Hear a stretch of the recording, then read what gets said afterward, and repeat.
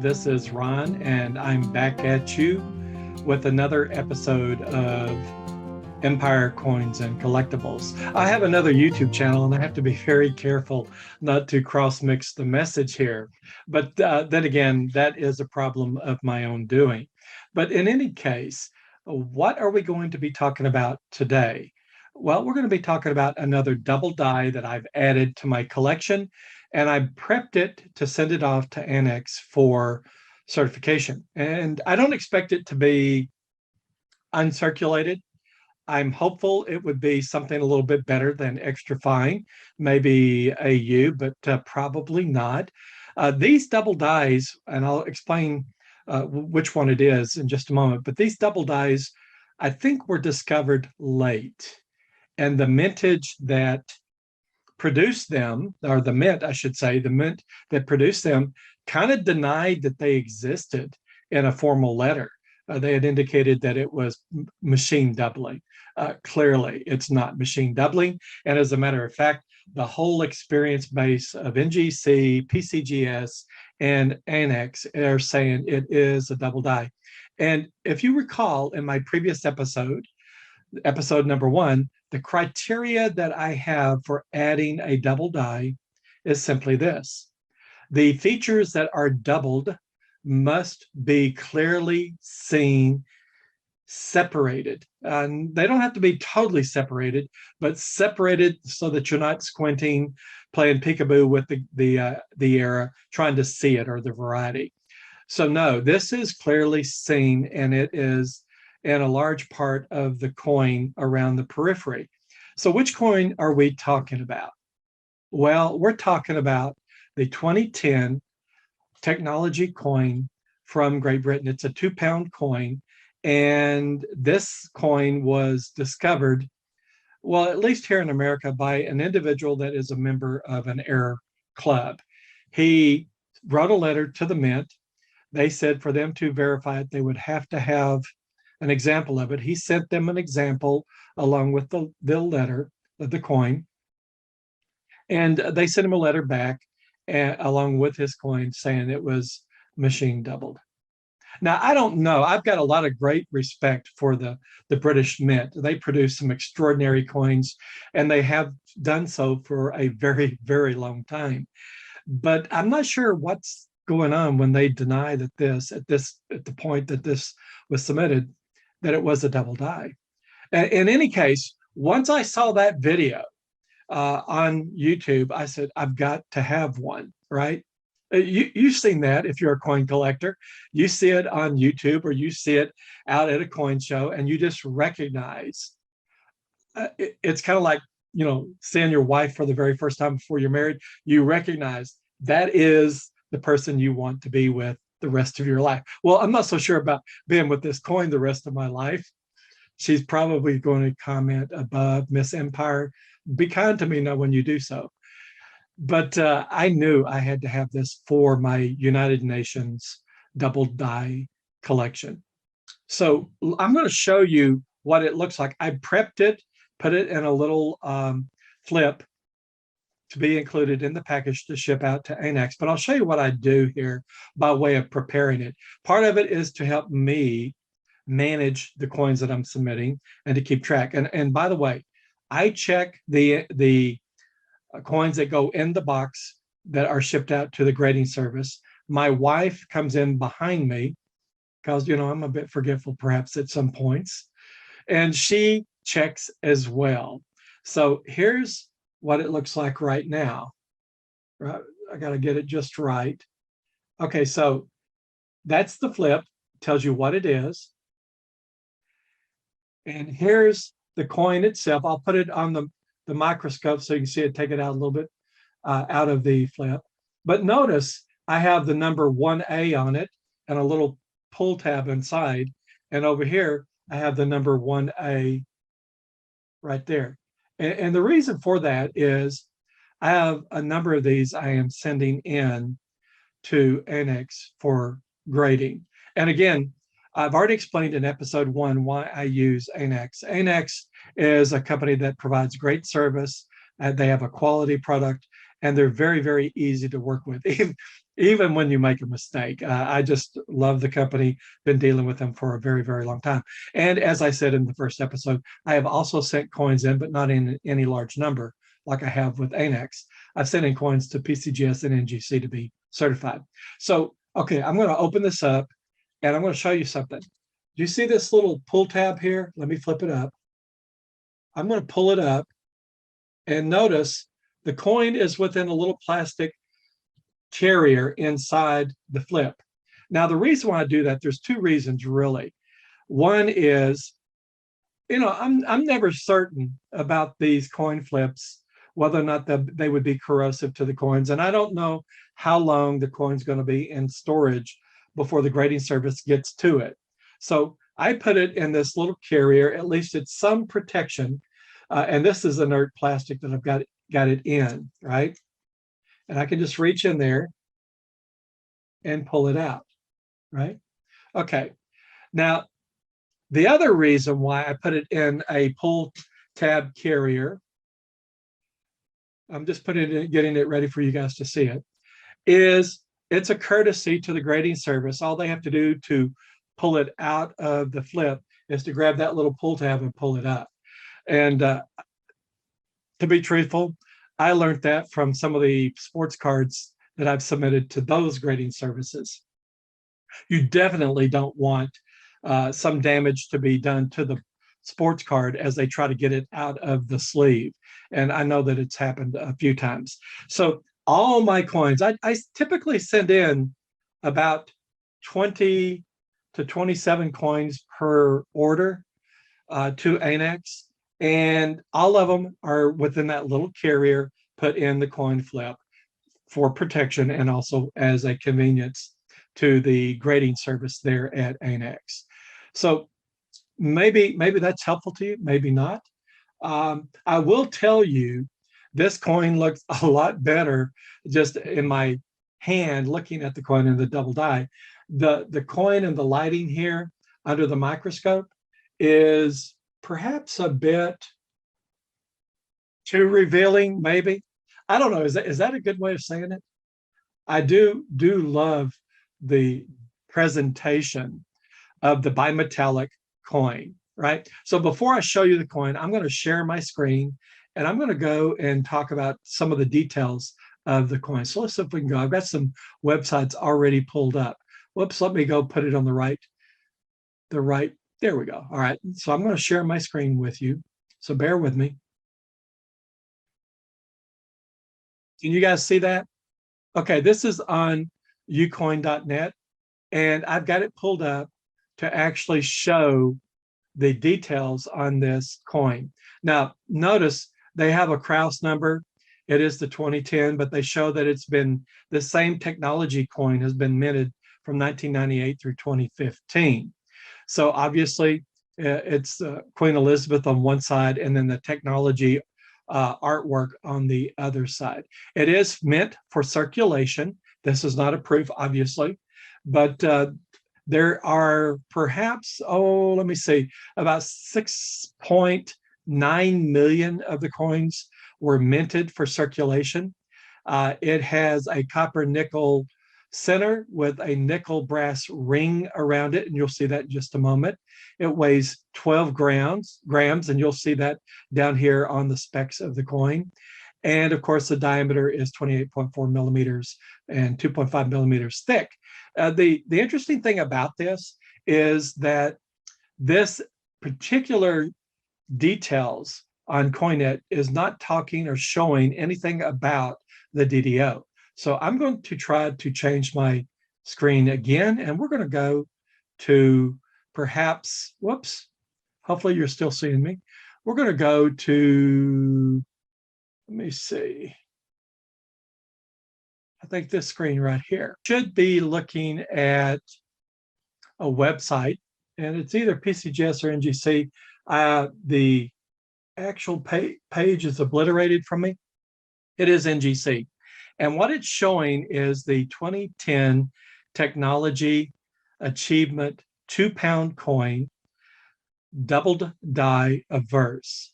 So there's one at AU 55. And I know for a fact that one at AU55 is presently for sale on eBay for $350. And by the way, that's not me, that's another seller. Our eBay store is Empire Coins and Collectibles. This is some other seller. And AU55 has a pretty good grade because most of these were discovered a little late. There are two 58s that NGC has certified, and there is one 62. Now, if I had my heart's desire, because I am a collector, I would love to find a 2010 2-pound technology coin that is uncirculated, find it out in the wild and the raw, uncirculated again, and submit it to be graded.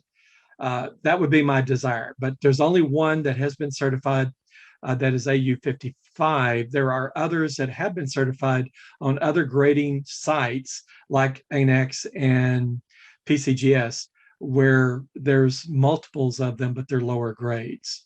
So this gives you a little bit of information of perhaps the scarcity of the 2010 2-pound technology double die coin that have been certified. Now, the other interesting thing about this coin is, while I shift out of here, let's see if I can stop the share. Okay, there I am. So the other thing that I'd like to share with you about this coin is maybe cultural. Okay, and you're going to say, what do you mean cultural?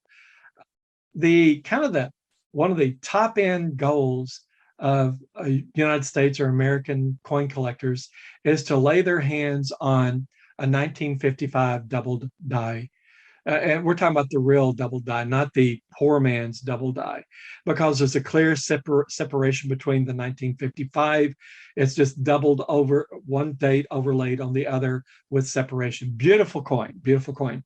So there is a chase out there among collectors looking to fill holes in their collection with double dies. Double dies are very desirable here in the States. I found out how to go out on eBay through to the UK site. Not the US presentation of eBay, but the British presentation of eBay. And I believe all you have to do, let's see if I can share my screen again. I'll put it to the whiteboard. Share screen, all right. All you have to do is type eBay, caps don't matter, ebay.co.uk. And that will get you out. If you put that in the search window for Google or any other search engine, it'll get you to eBay out there on the UK site. Okay, so I'm going to get out of this, stop share. Okay, and what you find is a lot of the coins that's listed in the UK presentation of eBay are not shown so much in the American side. And so there are more offerings that you don't see for collectors, especially collectors of double dies and other types of error coins like clash coins, double struck, triple struck coins. And by the way, I've got a few of those, and those are really nice as well. Perhaps I'll share those with you at some point. So when I found out that I wanted to pursue this coin, I started looking for the coin on the United States side. And I found one, and I paid pretty dearly for it. I think the raw coin, uncirculated, if you could find it, without a double die is about 6 or 7 pounds. You multiply that by 1.3, I think it'll get you to US dollars. So I bought it, paid pretty dearly for it, and I thought, wow, I wonder if I could get out on eBay and maybe find a better value. And so I did go out on UK, and I found some for auction. Now, this is the story, right, before we get to the coin.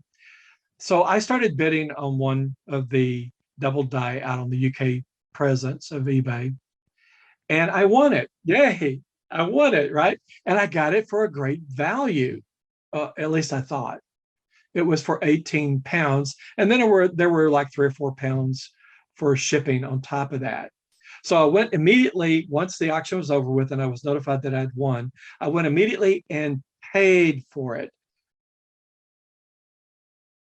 And needless to my surprise, when I paid for it, the total came back at over 200 pounds. Now I'll get my quick calculator out and just do the numbers right quick. 1.3 times 201 pounds, I think it was $261 for that jewel. Wow. Uncertified. So I was taking a chance on it, right? So I immediately contacted the seller, and to the seller's credit, he was very good about it. And I also talked to eBay that, hey, something is going on here because it shows a listing for taxes of like 161 pounds or so. And I said, I'm not paying the taxes. That's a surprise. It was not, I was not informed that there'd be that type of tax coming off out of the UK. And oh, by the way, I don't think this was appropriate. I think it was a mistake and how perhaps it was listed and some of the mechanisms. Clicked on these dialog boxes you have to do to list items, because it was surprising to the seller as well. Well, anyway, all that was cleared up, and I went on about my business, and I was able to get an example of this coin. So let me just kind of encapsulate that whole story. Be careful when you're buying on other eBay sites, because they have sometimes a different presentation and different boxes to click when they're doing listings. And you want to make sure that what you believe you're going to pay for the coin is actually what you will pay for it. That particular order was canceled because I wasn't paying 161 pounds in taxes, then pay for the coin as well. So like I said, the seller was very good about it. So all of that is to get you ready for what this coin looks like. So let's go and take a really deep look at it. I'm going to change my camera view. You should be looking at my coin microscope now. And notice, I'm going to push it up a bit. Look at the doubling. Isn't that beautiful? Look here, the double E, clear separation of the L's, the I's, the Z's, the A's, the B's, E's, T's, and then it begins to fade on around. And that's just how the coin slipped in the hub when it was, I should say, the die, the original die slipped in the hub when the master die was making it to create the doubling, right? So it's a beautiful coin. And the doubling reappears back over here, right there, right? Nothing up here, but from here on around. Now, I ask you, does this coin meet my criteria? Do you have to play peekaboo with the doubling, or can you clearly see it?